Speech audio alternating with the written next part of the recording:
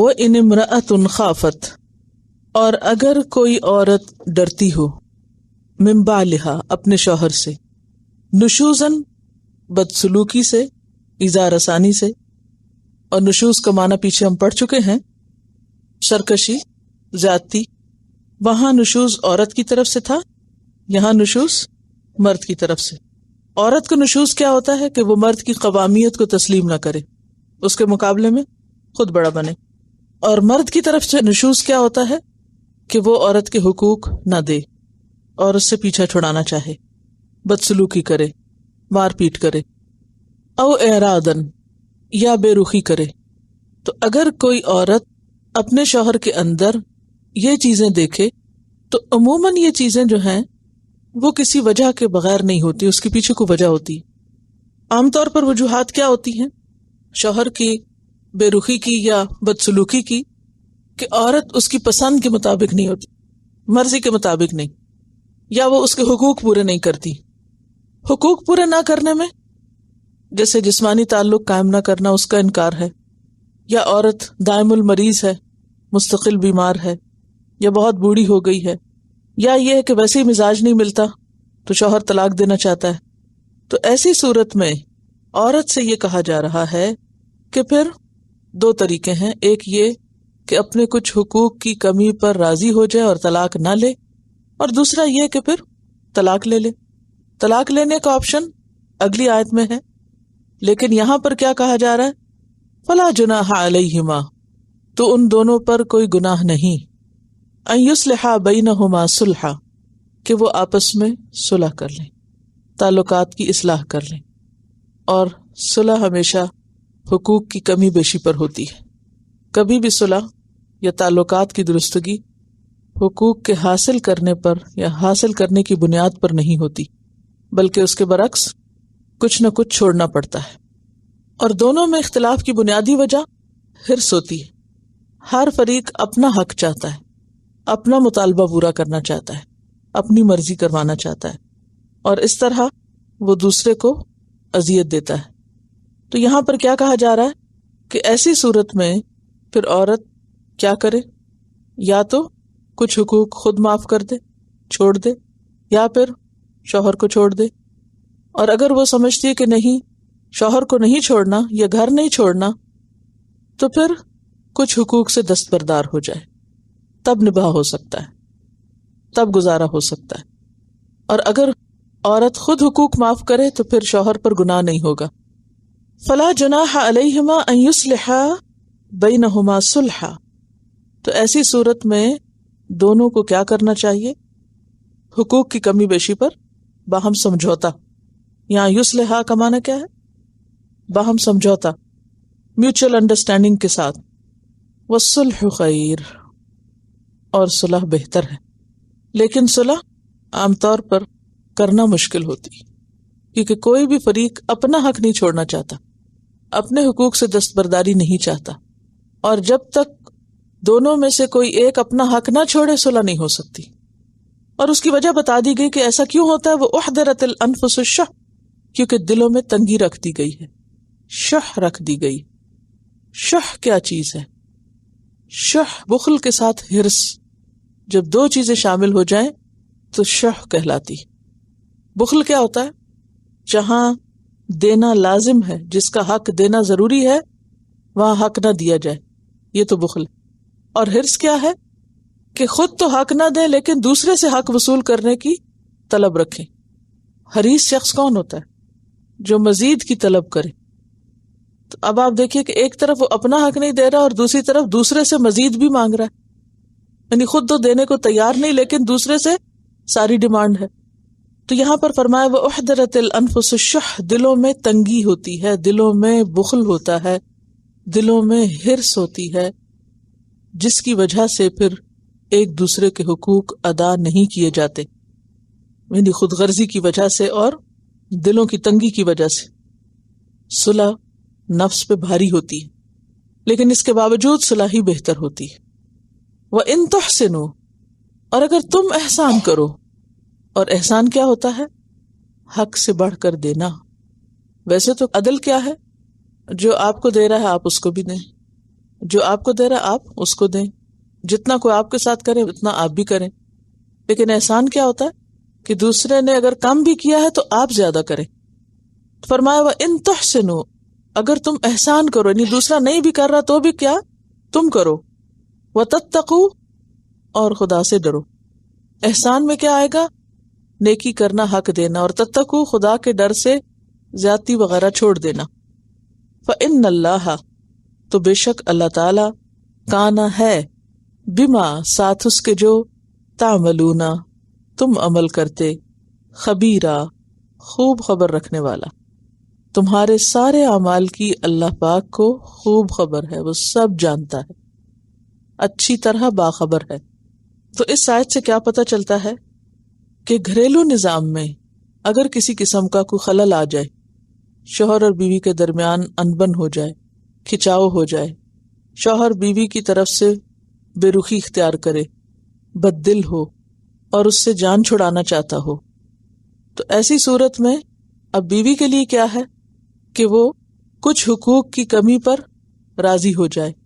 مثلا مہر میں کچھ حق کم کر دے، یا نان نفقے میں کچھ حصہ چھوڑ دے. مثلا نکاح کے موقع پر اس نے وعدہ کیا تھا کہ وہ اتنا مہر دے گا یا ہر مہینے اتنا خرچہ دے گا. بعض اوقات ایسا بھی ہوتا ہے نا کہ لوگ باقاعدہ لکھواتے ہیں کہ اتنا جیب خرچ ہوگا، یا اتنا یکمش دیا جائے گا، اتنا اب دیا جائے گا، اتنا بعد میں دیا جائے گا، اتنا 1 سال میں اور اتنا 10 سال میں. یہ تمام شرائط ہوتی ہیں. تو ایسی شرائط میں کیا ہے کہ اگر شوہر کچھ دے چکا ہے اور باقی ابھی کوئی 10 سال بعد دینا تھا، اور اتنے میں حالات یوں خراب ہو گئے کہ بالکل خاتمے پہ نوبت آ گئی، تو ایسی صورت میں کیا ہے کہ بیوی کہے کہ اچھا وہ جو تم نے 10 سال بعد دینا تھا میں اسے معاف کرتی ہوں، لیکن تم مجھے گھر سے نہ نکالو. یا پھر یہ ہے کہ اگر اس نے مہینے کا کچھ خرچہ باندھا تھا تو وہ اس میں کچھ کمی کر دے. اور اس میں آپ دیکھیے کہ بیوی کو جو بھی حقوق ملتے ہیں وہ دراصل اس کے فرائض کی ادائیگی کے عوض میں ہوتے ہیں. ٹھیک ہے نا؟ کیا مطلب ہے کہ بیوی کے کچھ حقوق ہے، جیسے قرآن پاک میں ہے نا وَلَهُنَّ مِثْلُ الَّذِي عَلَيْهِنَّ بِالْمَعْرُوفِ، کچھ بیوی کے حقوق ہیں، کچھ شوہر کے حقوق ہیں، اور یہ دونوں ایک دوسرے کے حقوق ادا کریں تو بات بنتی. بیوی کا فرض بنتا ہے کہ وہ اپنی طرف سے جو فرائض ہیں پورے کرے، اس کے عوض یا معاوضے یا بدلے میں شوہر کا کیا فرض بنتا ہے کہ وہ اپنی طرف سے فرض ادا کرے. اب بعض اوقات یہ ہوتا ہے کہ بیوی اپنی جسمانی صحت کی وجہ سے یا کسی بھی وجہ سے وہ اپنے فرائض پورے نہیں کر سکتی، تو ایسی صورت میں وہ پھر کیا کرے؟ اپنے حقوق میں سے کچھ حقوق کو سرنڈر کر دے. یعنی آپ دیکھیں نا، جب آپ پورا حق نہیں دے رہے تو دوسرے سے پورا حق کیوں مانگ رہے ہیں؟ یعنی بظاہر آیت کو دیکھے تو یوں لگتا ہے شاید عورت کے ساتھ زیادتی ہو رہی، ایسا نہیں ہے. دونوں فریقوں کو سامنے رکھیے، کچھ حقوق عورتوں کے ہیں اور کچھ مردوں کے ہیں. جب عورت مرد کے حقوق ادا نہ کر سکے، ادا نہ کرنے کے قابل رہے، تو ایسی صورت میں پھر مرد کیا کرے؟ کیا حرام کام کرے، غلط کام کرے؟ ہو سکتا ہے وہ دوسری شادی کرنا چاہے. اگر وہ دوسری شادی کرنا چاہتا ہے تو پہلی بیوی کا کیا ہو؟ 2 صورتیں ہو سکتی ہیں. ایک تو یہ ہے کہ وہ اس کو طلاق دے دے، دوسرا یہ کہ وہ طلاق نہ لے اور اسی گھر میں رہے لیکن اتنے حقوق ڈیمانڈ نہ کرے جتنے دوسری بیوی کے ہیں. کیوں نہ کرے ڈیمانڈ اتنے؟ کیونکہ وہ اتنے فرائض بھی ادا نہیں کر رہی. تو اس صورت میں یہاں پر حل یہ بتایا جا رہا ہے کہ دونوں طرف کہیں نہ کہیں کچھ نہ کچھ حقوق میں کمی ہوگی، تبھی صلح ہو سکتی ہے. اور عام طور پر ایسا ہوتا ہے کہ صلح کے وقت دل نہیں کھلتے، ایک دوسرے کو معاف نہیں کیا جاتا. ہر شخص کی، دونوں فریقوں میں سے ہر ایک کی نظر کس پہ ہوتی ہے؟ میرا حق، میرے ساتھ یہ زیادتی ہوئی یا میرے ساتھ یہ کمی ہو رہی ہے.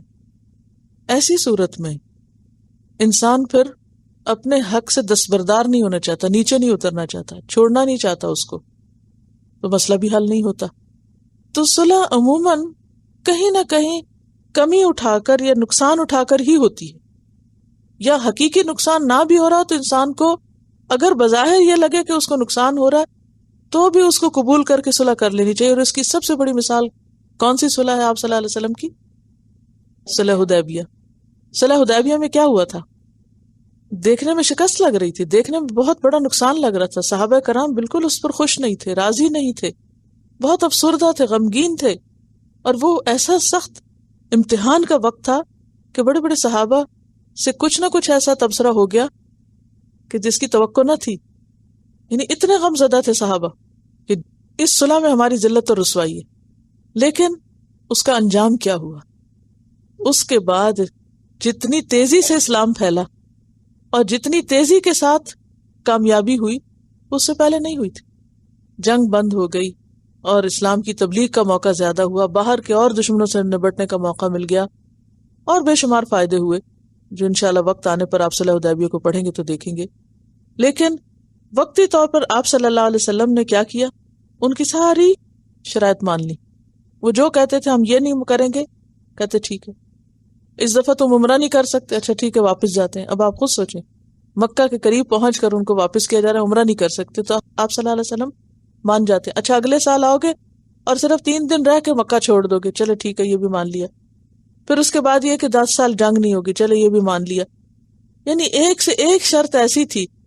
اچھا ہاں، تمہاری طرف سے اگر کوئی شخص مدینہ سے مکہ ہجرت کر کے آیا تو واپس نہیں جائے گا، لیکن ہماری طرف سے کوئی گیا تو تم اس کو رکھو گے نہیں.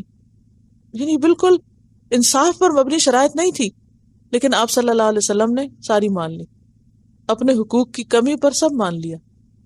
لیکن کچھ ہی عرصہ گزرا تھا کہ وہ ساری شرائط خود مسلمانوں کے حق میں پڑی اور فائدہ ہوا. وہ کہہ رہی ہیں کہ دیکھا جائے تو شادی بھی صلح حدیبیہ ہی ہوتی ہے کہ اگر ایک فریق اپنے حقوق سرنڈر کرے تو ہی الٹیمیٹلی کامیابی ہو سکتی ہے، اور اگر دونوں اس پر رہے کہ دوسرا میرا حق نہیں دے رہا تو مجھے بھی پرواہ نہیں، تو گھر نہیں بن سکتا، زندگی نہیں گزر سکتی. حالانکہ بظاہر بعض اوقات دونوں میں سے کوئی ایک یا دونوں بھی غلط ہو سکتے ہیں، لیکن والصلح خیر، صلح ہی بہتر ہے. لیکن صلح مشکل ہے کیونکہ احضرت الانفس الشح، دلوں میں تنگی ہے، دلوں میں دینے کی بجائے لینے کا جذبہ زیادہ ہے، حرص ہے اپنے حق پروٹیکٹ کرنے کی، اپنی بات منوانے کی، اور دوسرے کے حق نہ ادا کرنے کی. بخل اور حرص دونوں آ جاتی نا اس میں. شح شین ہے. تو عموماً صلح کے راستے میں رکاوٹ کیا چیز بنتی ہے؟ نفس کا شح، نفس کی تنگی، دل کا بخل. بخل کیا ہوتا ہے؟ پیچھے آپ کو ڈیفینیشن لکھوا چکی ہوں. جہاں خرچ کرنا چاہیے، جہاں حق دینا چاہیے، وہاں انسان حق نہ دے. یعنی شوہر کا حق بیوی نہ دے، بیوی کا حق شوہر نہ دے. اور دوسری طرف بخل سے فرق کہاں ہے شوہر میں؟ حرص. بیوی اپنے حقوق پہ حریص ہو اور شوہر اپنے حقوق پہ حریص ہو. تو یہ چیز جب آ جاتی ہے کہ انسان دینا نہیں چاہتا، صرف لینا چاہتا ہے، تو اس صورت میں پھر صلح نہیں ہو سکتی. حالانکہ خاندانی جھگڑوں میں صلح ہی بہتر ہے. اور پھر علاج کیا بتایا گیا؟ وَإِن تُحْسِنُوا وَتَتَّقُوا، اگر تم احسان کرو اور تقوی اختیار کرو. احسان کیسے؟ یعنی عورتوں کے ساتھ زندگی بسر کرنے میں، یعنی دینے والے بنو. اور تتقوا، اللہ سے ڈرو. اور تقوی میں کیا ہوتا ہے؟ اللہ سے ڈر کر، دیکھیے تقوی کی ڈیفینیشن بتائی نا جو پہلے بھی بتا چکی ہوں. اللہ سے ڈر کے اس کے احکام کی اطاعت کرنا اور اس کے ناراضگی کے کاموں سے بچنا. یعنی احسان کرو ایک طرف، اور دوسری طرف خدا سے ڈرتے ہوئے جو اللہ کے حکم ہے تم مانتے جاؤ. بعض اوقات دیکھیں نا، ایک کو بندہ کہتا ہے کہ تم یہ کرو تو وہ کہتا ہے کہ دوسرا بھی تو نہیں کرتا، میں کیوں کروں. یہی ہوتا ہے نا. تو تقویٰ کیا ہوگا کہ تم تو کرو، ابھی دوسرے کو چھوڑو، تم تو کرو. اچھا جب کوئی ایک دوسرے پہ زیادتی کر رہا ہوتا ہے، ایک کو منع کیا جائے کہ تم دوسرے کو نہ ستاؤ، تو وہ کہتا ہے وہ بھی تو مجھے ستاتا ہے. تو ایسی صورت میں ٹھیک ہے، بدلے کی حد تک تو کافی، مگر زیادتی کوئی بھی نہیں کر سکتا. تو زیادتی کب ہوتی ہے؟ یا زیادتی عموماً کس کی طرف سے ہوتی ہے؟ جس کا پلہ بھاری ہو. تو ایسی صورت میں صرف اصلاح احسان اور تقوی کے ساتھ ہو سکتی. خدا کا ڈر ہو تو انسان ظلم سے بچ سکتا ہے، ورنہ بچ نہیں سکتا. فَإِنَّ اللَّهَ كَانَ بِمَا تَعْمَلُونَ خَبِيرًا. بعض اوقات انسان دوسرے کے ساتھ احسان کرتا رہتا ہے، دوسرے کی طرف سے کوئی جواب نہیں ملتا، یا دوسرے کی طرف سے وہ رسپانس نہیں ہوتا، تو انسان کا دل چھوٹا ہونے لگتا ہے اور انسان سمجھتا ہے میری کوششیں رائے گاں جا رہی ہیں، بیکار جا رہی ہیں. تو ایسی صورت میں کیا فرمائے؟ نہیں، اللہ کو سب پتا ہے، اللہ کو پوری خبر ہے کہ کون کتنا احسان کر رہا ہے اور کون کتنا تقوی اختیار کیے ہوئے ہے. اور احسان کا معاملہ اگر عبادات میں ہو تو کوئی بھی عبادت اس طرح کرنا کہ جیسے اللہ تعالیٰ دیکھ رہا ہے. اور بندوں کے ساتھ احسان کیا ہے؟ جو اپنے لیے چاہتے ہو کہ تمہارے ساتھ کیا جائے وہی تم دوسروں کے لیے کرو. یعنی حقوق العباد میں احسان کیا ہے؟ بندوں کے لیے وہ کرنا جو انسان بندوں سے اپنے لیے چاہتا ہو. مثلا جیسے کسی کو تحفہ دینا ہو تو کیا کرو؟ وہ دو جو تم اپنے لیے پسند کرتے ہو، نہ کہ جو تمہیں پسند نہ ہو. الا ان تغمضوا فیہ. اچھا چھوٹی چھوٹی چیز ہے نا. مثلا عموماً گھروں میں جھگڑے لڑائیاں کن باتوں پہ شروع ہوتے ہیں؟ مثلا عورت کہتی ہے میں سو رہی ہوتی ہوں تو وہ شوہر شور کرتا ہے دروازہ زور سے. یہ شوہر یہ کہہ سکتا ہے، مثلا دونوں طرف سے ہو سکتا ہے نا. شوہر یہ کہہ سکتا ہے کہ میں سو رہا ہوتا ہوں تو میری بیوی جو ہے وہ کہہ رہی ہے کہ پیاز لال کرنا شروع کر دیتی. یعنی کئی قسم کی چیزیں ہو سکتی ہیں نا گھروں میں.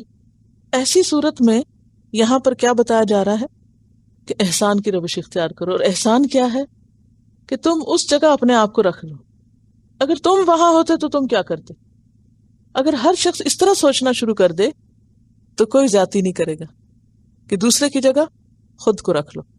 لیکن عموماً ہم اس وقت خود کو نہیں رکھتے، جس کی وجہ سے ہم دوسرے کی پوزیشن کو سمجھ ہی نہیں سکتے.